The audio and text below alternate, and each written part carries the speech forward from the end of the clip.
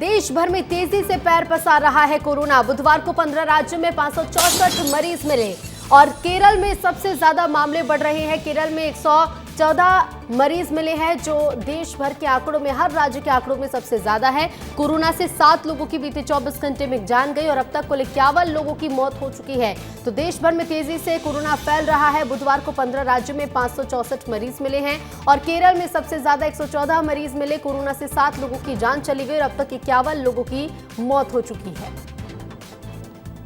तो देश भर में तेजी से कोरोना पैर पसार रहा है और सबसे ज्यादा मामले केरल में बढ़ते जा रहे हैं, लेकिन इसके साथ ही साथ मध्य प्रदेश और छत्तीसगढ़ में भी कोरोना ने दस्तक दे दी है। बात मध्य प्रदेश की करें तो मध्य प्रदेश में कोरोना के मामले बढ़ने लगे हैं।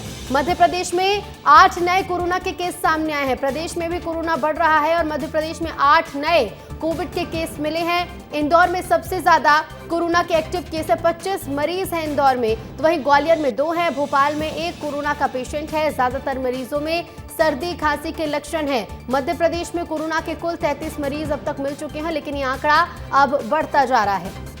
और बात अगर छत्तीसगढ़ की करें तो छत्तीसगढ़ में 4 नए कोरोना के मरीज मिले हैं। तो छत्तीसगढ़ में भी अब कोरोना तेजी से बढ़ने लगा है और 4 नए कोरोना के मरीज छत्तीसगढ़ में मिले हैं। रायपुर में सबसे ज्यादा 13 मामले दर्ज किए गए हैं। दुर्ग में 3 नए पेशेंट मिले हैं, तो बिलासपुर में 2 और बस्तर में 1 कोरोना का मरीज है। वहीं ज्यादातर होम आइसोलेशन में ही ठीक हो रहे हैं। और अभी अगर बात की जाए ताजा आंकड़ों की तो छत्तीसगढ़ में कुल 19 एक्टिव मरीज हैं।